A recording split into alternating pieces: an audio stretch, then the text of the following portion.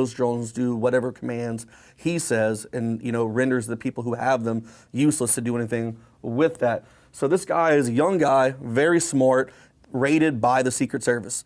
And now all of a sudden, in 2011, Camcard joined the board of directors for Brave New Software, a nonprofit organization originally funded by a multi-million-dollar U.S. State Department grant. So this guy is definitely into something right now. Who is he working for? Is he really trying to help expose weaknesses in electronics? Or has the government turned him and he is helping make these things to spy on Americans? I'll let you decide, but this is something interesting. Like I said, more and more of these devices are being made. This is another shackle to make you a prisoner in your own home. This is something we have to talk about. Continue to tell your friends, share the word, share these videos. Go to INFOWARS.com. Make sure you watch the nightly news at 7 p.m. Central, and also watch the Alex Jones Show from 11 to 2 p.m. Central, Monday through Friday, and then also the show on Sunday. Once again, I'm Joe Biggs with INFOWARS.com. Yesterday, a D.C. Metro passenger train stopped abruptly and filled with smoke. One person died and others were injured. Some are still in the hospital.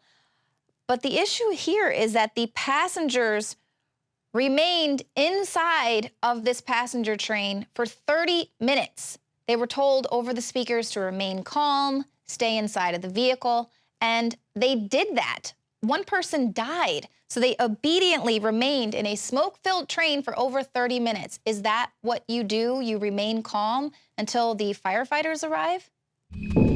Hey, Rob Dew with INFOWARS.com, and I want to put out this quick report on the train fire or smoking that was happening last night in D.C. Here's some of the headlines on the Drudge Report.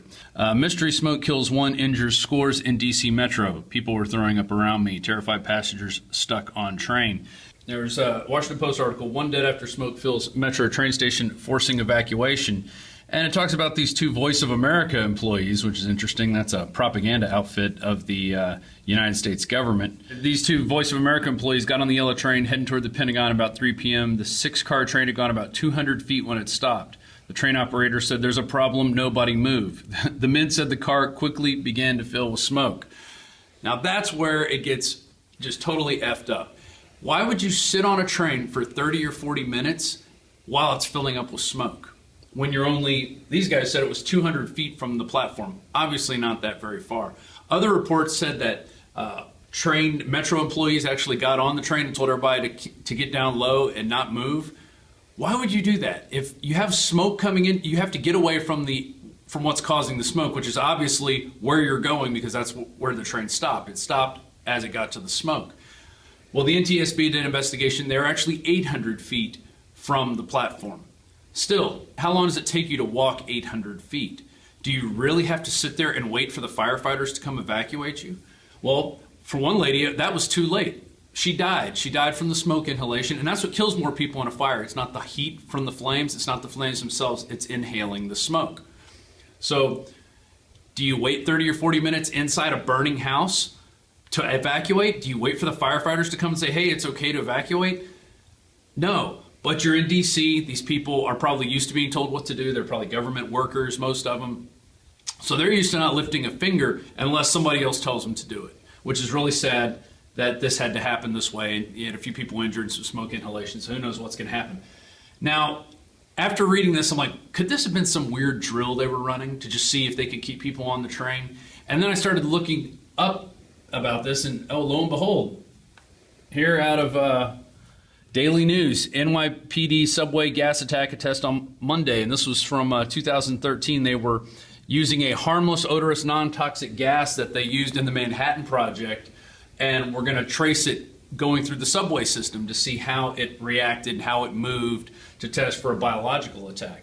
But that's not the first time it was ever tested. Here's another one from the New York Times. Test gas attack is coming to subway, this time with fair notice. So it talks about the test that I was just talking about, but then you go down to the bottom of the page. A team of Army researchers from a unit that specialized in biological and chemical warfare came to New York in June 1966 and secretly dropped light bulbs loaded with what they regarded as harmless bacteria onto the tracks of stations along the Avenue of the Americas. Another technique was to drop light bulbs on the sidewalk ventilation grates and let the cloud of bacteria drift down below in a kind of mist. People waiting for the trains got doused with the stuff.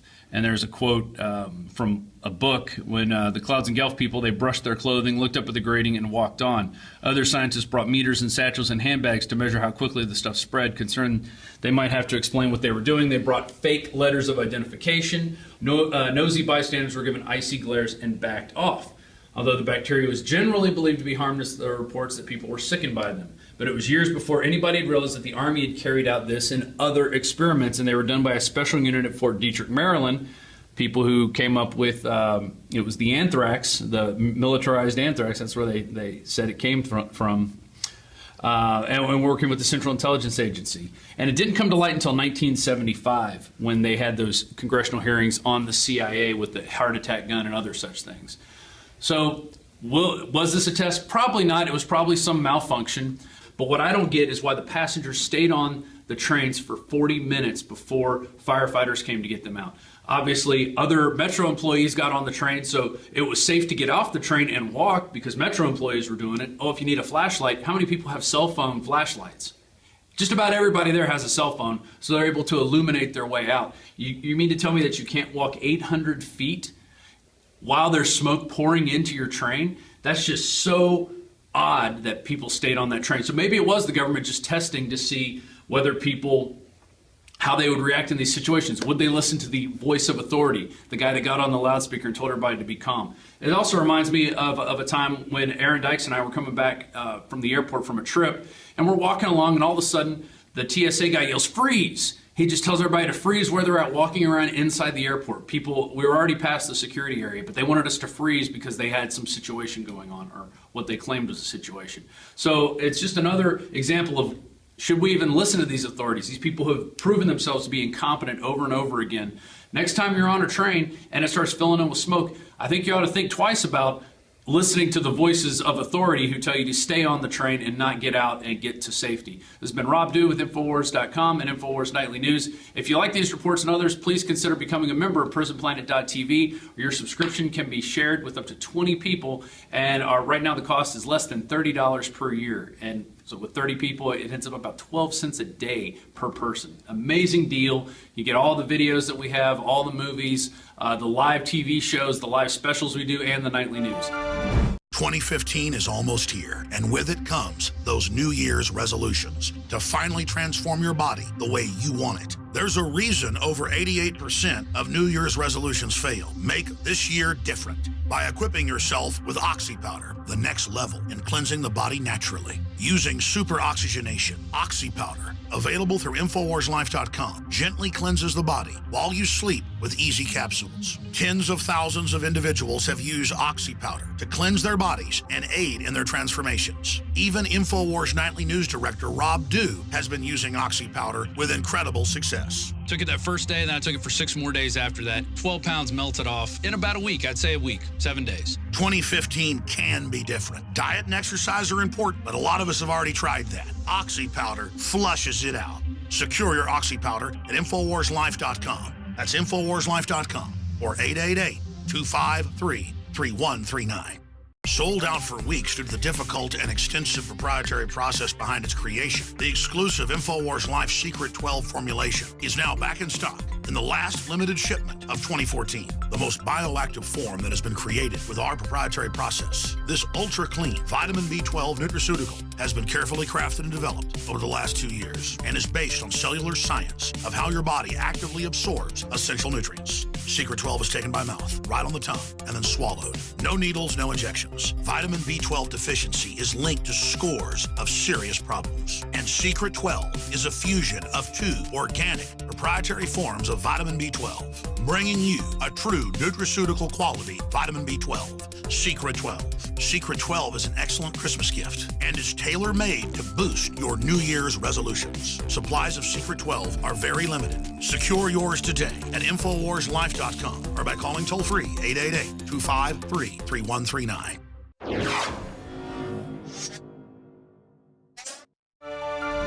My guest today is part of a new activist group chemchasers.com. Their focus is bringing the truth of geoengineering to the mainstream. They're going to do this by compiling a lot of video evidence of actual spraying going on, as well as they're asking users to submit their own independent lab tests. And this next clip is something else that the group is really trying to do, compile a lot of weather reports from local media to show just how they're reporting about geoengineering without actually telling you what's going on. Sometimes, occasionally, the military will put some substances into the atmosphere that are detected by our radar, our weather surveillance radar. This is actually not rain. This is called chaff. This is something that the military actually let out of their aircraft a couple of hours ago. It can be plastic, it can be aluminum, and basically it's something that they emit from the aircraft in order to confuse radar. Dominic with Chem Chasers, thank you for joining us today. Now, why was it important for you to put this compilation video together and kind of get the ball rolling to talk about geoengineering? I thought it was really important for the American people to see that even the news is reporting on chemtrails. They're sometimes using the code name chaff or contrails, but they are reporting on it. Exactly. We've actually played video. A weather reporter years ago was talking about chaff, and he was explaining very calmly about how it's just these metals being released into the sky, and basically it's to block the radar. Someone there mentions that it's to block these planes from the radar. Why would that be something that's important to do? Doesn't that mean other planes might be blocked from the radar as well? But also, looking at those fibers, the chaff, I don't want that floating around in the sky. Yeah, you know, that stuff, they haven't done much research on real military chaff. And they say it's non-toxic, but, you know, they show clouds on these radars covering most of this Florida state and trails that move state to state. And that would mean that this chaff is traveling in large amounts over the U.S. Absolutely. And you mentioned when we talked earlier that one of the things that was really bothering you about this is that on the days that they're reporting, the children and elderly should stay inside. Days, you know, where the air quality is really poor, these are the heavy spray days. It's kind of what prompted you to get out there and start recording these events.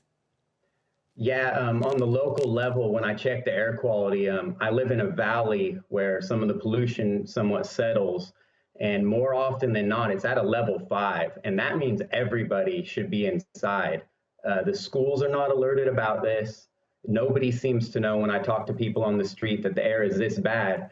And the problem with this is that when I see them covering the whole valley with grids and trails, it's literally trapping the pollution in like a greenhouse, and it's making it even worse. Exactly. And the chaff, those type of things, it looks a lot different than what we've seen with the chem webs. We interviewed Marie Snow a few weeks ago, and she had given us video of these chem webs. Actually looked like spider web fibers, and these things were collecting all over the fence posts there in her city, in her town. But you actually saw this falling on your daughter's school. And that's something that should be concerning to parents everywhere. These are falling on your children's school. They're falling all over the playground, in your backyard. They're everywhere. And here we have news reporters that fail to investigate and find out what this really is. Yeah, you know, a couple months ago, we had the exact same thing happen to us that happened to Marie Snow. We were outside filming a couple very low chemtrails that looked really thick, and we set up a tripod, and within an hour after the chemtrails were laid, they had expanded, moved in front of the sun, and the sky filled with these string-like fibers. And we knew it was coming from the chemtrail. And so, Dominic, all of this gaslighting and this disinformation, especially when you could see it with your own eyes, it's affecting your daughter's school. All of this stuff is what really prompted you to start the Chem Chasers web series. Talk to me a little bit about that, and what do you hope to do with this show? Yeah, when the webs came falling on my daughter's school, that was the last straw. And we had already been filming chemtrails for a few months, and we had a lot of footage, so we decided to get going with this show. And we get a lot of support. We get people from around the whole world sending us pictures and videos with the exact same patterns, the exact same sun blocking, the same grids, all of it. And we hope that this show is going to be able to reach the American people. I feel like a lot of the geoengineering movements just haven't gotten to the general public yet. And we think with this reality